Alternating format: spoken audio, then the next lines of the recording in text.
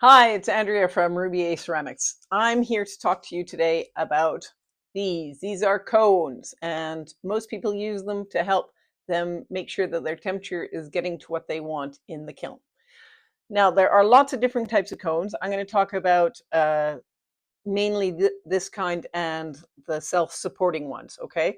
Those both work the same way. There are smaller cones, which I am not familiar with, and I know there's also cones that people use in old kilns as a kiln sitter to help them turn off the kiln at the right temperature and stuff. That's not what I'm talking about. I'm talking about the ones that help you determine what temperature your kiln's at, okay? Now, I am by no means an expert, okay?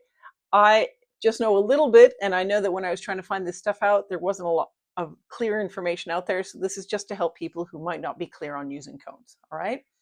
So first of all, we know that there are generally, for most people, two sort of sets of temperature that you might be cooking at, or cooking, where am I? Firing at. It might be a biscuit or bisque fire and then a glaze fire, which may or may not be at the same temperature. A biscuit fire is often to cone 04, 05, 06, okay? And a glaze fire that I do is a mid fire, which is often cone 4, 5, or 6, or 7, okay? Doesn't matter what you use, these all work the same way for what we're talking about for cones, all right?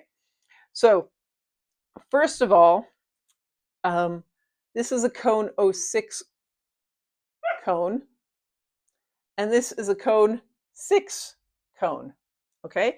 So these are a different color. In fact, I have cones 5, 6, 7 here, and they're all a different color. That's how you know that you are using the ones for the higher temperatures. All the ones for that start with an O are this color, or at least they are in my pottery supply house, okay? So you do have to be a little careful and just make sure you're using the right ones, but don't confuse um, these ones for these ones. So there are two types of cones that here. These ones are ones that go in a cone pack like this, a little container to hold them. I'll take them out. You can see you can get them with 2, you can get them with 4. I use one with 3, okay? You can also get self-standing ones, which are the same idea as these ones, but they have a bigger base on them, okay? So that they can support themselves. Whereas these ones won't support themselves. If you try and stand it up, it will fall down. And that is important. That is what we're going to talk about next.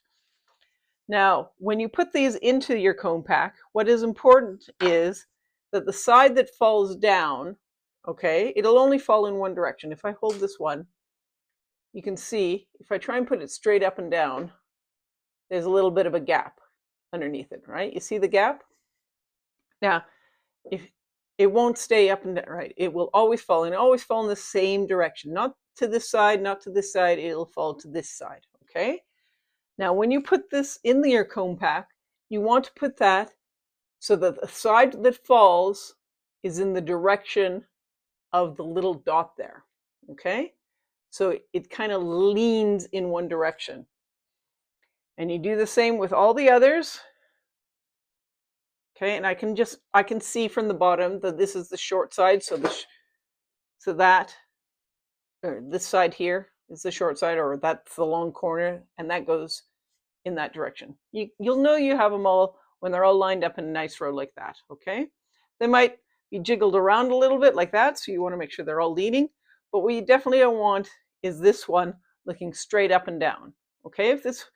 If they're like this, they're not going to bend correctly because they are meant to bend in the direction that they would normally fall. So you want to put them in the right direction. And I'll explain why this is important. What these are is they are all made out of a combination of glaze and clay, so to speak, that will then bend at a certain temperature. And that's how you can tell what temperature your kiln is reached at. So here I have a 5, 6, and 7 cone, okay? Now, when this reaches temperature, it's going to bend over. But if I have this in the wrong direction, it will either bend this direction because it's already leaning that way, but it's not meant to bend that way. It's meant to bend this way, and therefore it won't bend as much. Or it will start to bend in this direction and interfere then possibly with the 6 when it starts to melt. And you don't want that. You want them to all bend nicely so that you can see how much the kiln, how hot the kiln got, okay? Now, these here that I just showed you, these ones are my 06, 05, 04. Now remember that for an O firing, or 06, 05, 04, 06 is cooler than 04. It's the opposite from what it is for a glaze fire or a higher temperature. Think of it, I always try and think of it as the zero as the negative, right? So -6 is a lower temperature than -4. Okay, so 06 is a lower temperature than 04. So this looks correct in the sense that this one melted first, my 06 cone. Okay, so you always put the lowest temperature on the far side, okay, in the direction of where they're melting. Okay, and then the highest temperature here. And by this way, you can tell how hot. Like, it's not an exact science, but it gives you a much better idea. Like, I can't tell to a degree, but I can tell, okay, my kiln definitely reached an 06. This one is bent a little bit, you can see, and this one's still fairly straight compared to this one. And that is good. You can tell that because they're facing the same direction. If this one was here or here, it'd be harder to tell if you're looking at it from that angle. Okay? So you always want the coolest, the cone that's coolest on the end towards where they're bending, okay? Towards where they fall. If I show you here on this one, it's the same here. Now I have 5, 6, 7. So this is the coolest one. This is the lowest temperature one. And it's here because it's going to bend first, okay?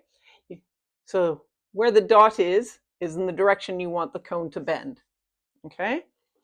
So by having it there, the 5 is going to bend first, then the 6, then the 7. It all depends.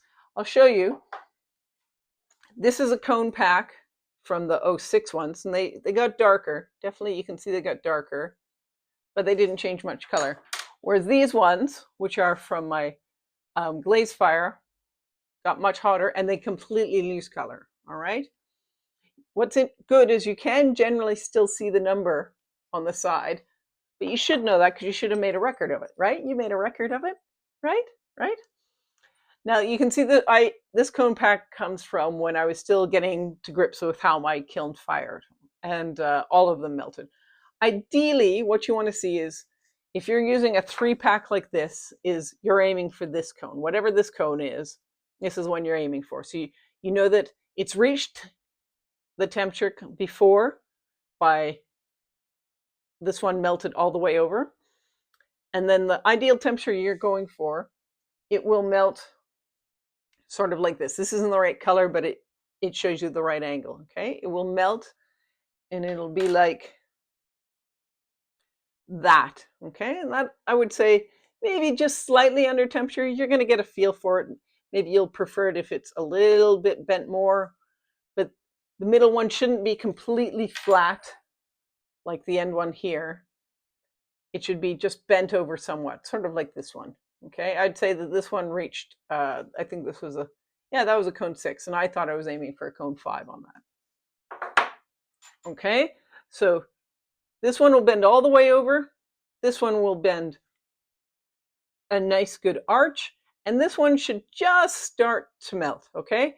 Just to know. If this one's all the way over, along with these two, then you know that you probably reached too high a temperature. So you might want to adjust your settings. Or if this one barely has started to go and these ones are still straight up and down, then you know you need to heat it up, or you maybe need to change your elements or something. But this is basically your backup for any kind of other controls you have on your kiln to make sure that things are working, okay? So the other thing you want to do is, if you're using one of these cone packs, is you want to make sure that it has room for this cone to fall in the kiln. You don't want, sorry, I kicked you. You don't want your cone pack right up against a piece that you're firing, because if this melted and it landed on here, they could stick together just like two pieces that touched in the kiln. And you don't want that. You don't want to ruin a piece. So give it a little bit of room. If you are using the self-supported cones, then you want to put it on a cookie, okay? Because you want to save your cone shelf. You don't want your cone shelf to have a bunch of melted cones on it. So use a cookie under them. And same thing, give it a little bit of room as well. Other than that, I hope that answers some of your questions. Hopefully I haven't made it more difficult, but if you do have questions or you need me to clarify anything, please leave a comment and I will try and answer it. If you know better than I do, which is very easily possible, and I got something wrong, please leave a comment in it or feel free to answer someone else's question if I miss it. If you found this useful, please give the video a like. I'd appreciate that. I don't often do just videos like this. It's more kiln unloads, and then my shorts are often something silly that I've done while trying to do pottery. But if that's sort of your vibe, then please give me a follow as well. Hope it helped someone out there. In the meantime, have a great day. Bye-bye.